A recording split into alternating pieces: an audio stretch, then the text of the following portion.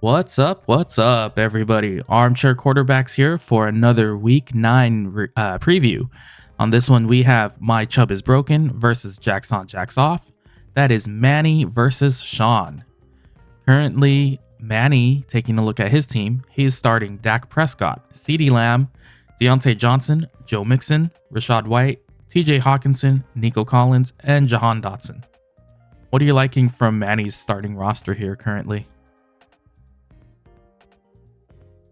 The biggest one right here is he actually is able to have this stack here with Dak Prescott and CeeDee Lamb. Yep. That one's a major one.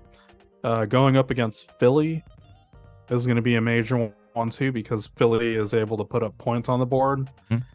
And so far, it looks like teams haven't been able to run against Philly, but they've been able to pass, which is really good for offense and shootouts. So the fact that you have a stack here and it's in potentially high scoring game is probably my fave if I'm looking at this roster here. Yeah. I mean, looking at last week up against the Rams, Dak Prescott was able to put up 4 touchdowns on them. And I believe 3 of them were to CeeDee Lamb, right? 2 of them. Mm-hmm. So, and CeeDee Lamb went off last week for 158 yards. That is bonkers. And Philadelphia, while like Shawn was saying that they can keep up on the scoreboard, they're pretty leaky deep. They're not. They have one of the worst passing defenses. So I think this game is going to be a very favorable game for CeeDee Lamb. Yep. And then let's see. The interesting thing will be here with Joe Mixon, I believe. Because now it looks like if Joe Burrow is healthy, if my boy T. Higgins is starting to get healthy, if you already have Jamar Chase, Tyler Boyd has always been solid there. Yeah. Since he has their depth back, and so that really helps because if they're able to push the ball down the field, now you have more chances in the red zone, and this is really big for Joe Mixon. So you're looking at that. I'm looking over here at total points for this week, and it looks like, believe it or not, Buffalo and Cincy is looking like the highest right now. Let me look at the Kansas City game to make sure. So Kansas City is 50 points, 50 and a half over under with total. And then in second is Buffalo with 49 and a half. So Buffalo and Cincy projects to be the second highest scoring game of this week. So that's really good for Joe Mixon here. Right.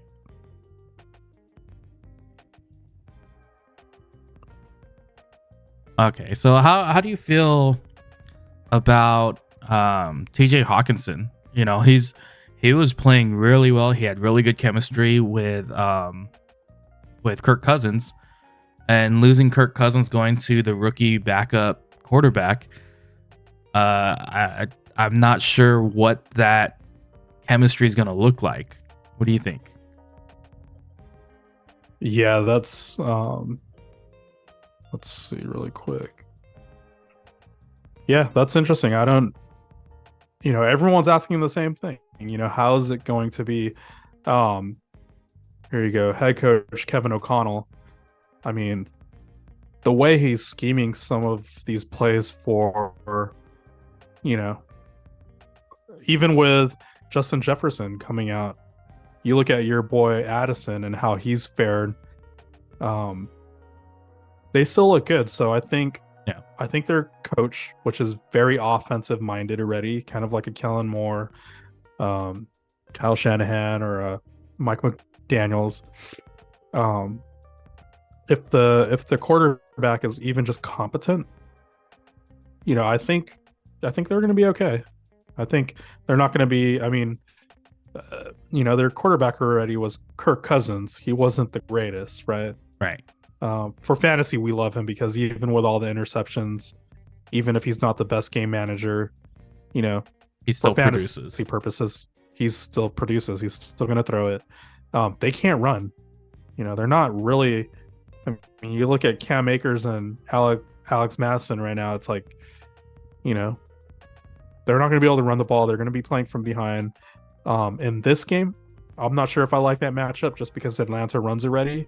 So, if your opponent is running more, you're going to have less time of possession and, you know, less chance for scoring. So maybe for this week, I'm not really a big fan of Hawkinson, but at that point at tight end, you're going to take the guys with the most targets. Justin Jefferson's not there.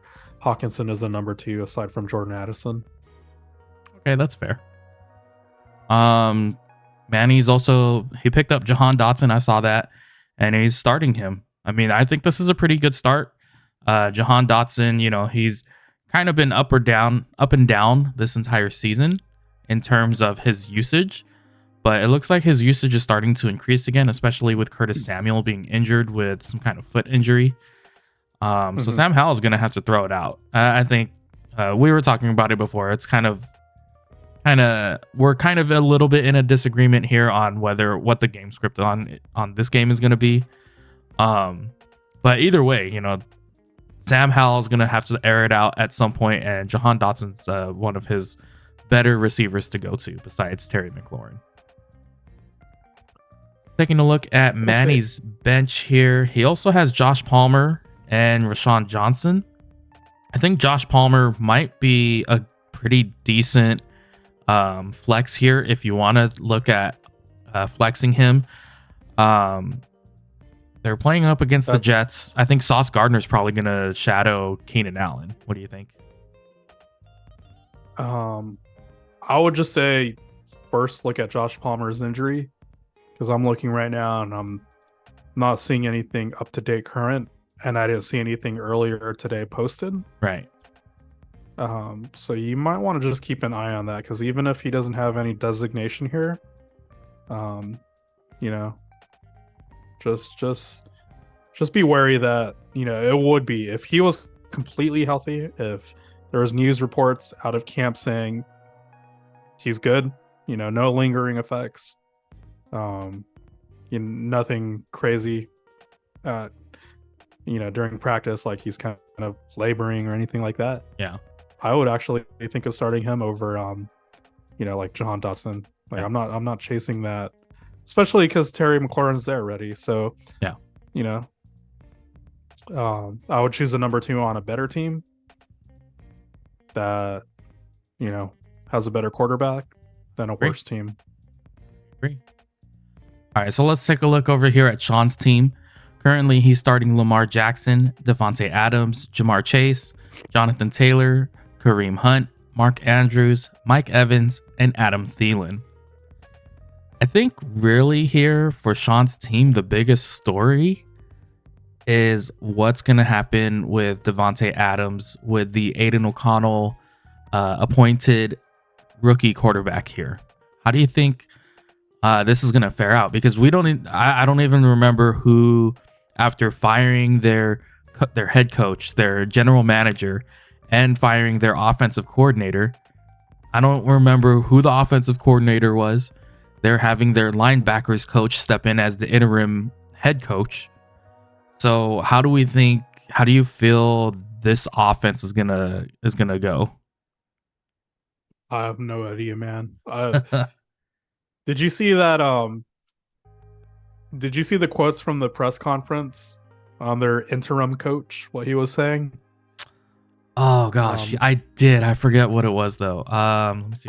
I was gonna post it in the group. I didn't because I got busy at work. But his name Antonio Pierce, right? Yeah, base. Let's see if we could find this. I mean, he basically said he basically sounded like Deshaun Watson. Why am I going to be so good with this team? I was a player. I played with these boys. Here we go. I'm a former player. I touch former players. I can relate to them. Oh yeah, they're going to feel me. I need to feel them. There's a lot of touching and feeling going there. So, I mean, this brother is something else. Is there going to be a lot of touching and feeling with Devontae Adams? I mean, Deshaun They Watson did might be have looking that for a new private. place to throw. They did have that private players meeting with Mark Davis, so there might have been a lot of touching there. We'll see if they get Mark Davis on the phone and call Cleveland, see if Yeah. we could get Deshaun Watson over there. There's a lot of massages going on in Vegas Mhm. there.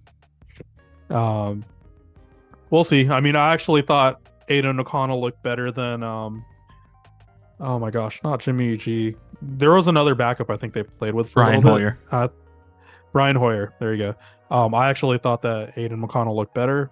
Not gonna lie, he was targeting Devontae Adams a lot more. Was. Um, so yeah, if you're not confident, Shawn, offer me something. I don't mind buying low on Devontae Adams, but yeah, there is a question mark there.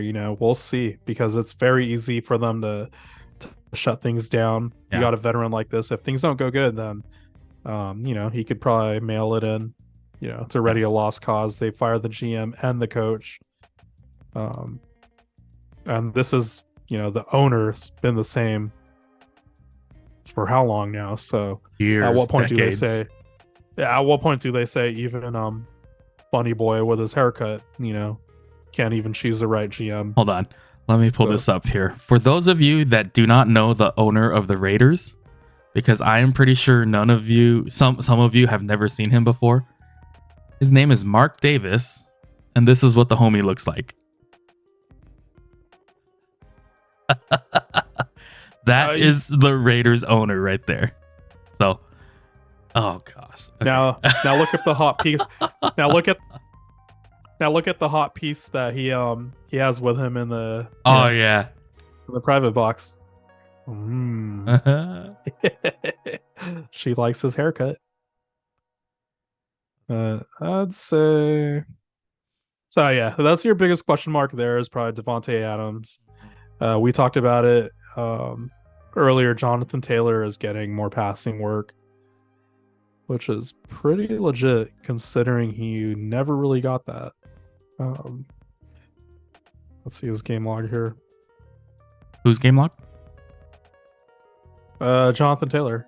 Oh yeah, he So had he's got 1, 12. 6, 4, 2. Yeah, he had 2 receptions in the last game, but he had, 2 targets in the last game.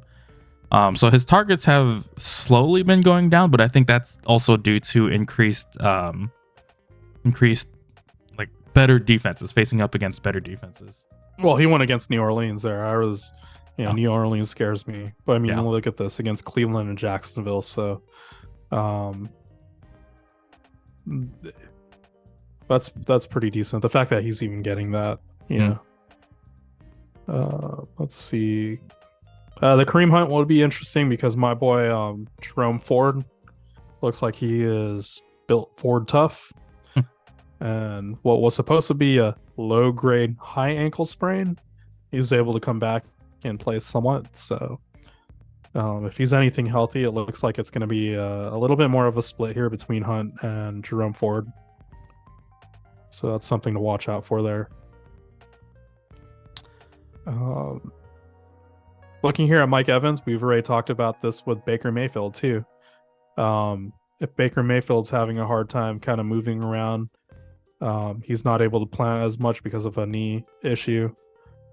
He's not going to be throwing it as much, and correlation, Mike Evans is not going to be having as high of an A dot versus Chris Godwin's going to be a little bit more shorter passes, a little bit more of the check downs. So, yeah, his targets have decreased in the past couple of games.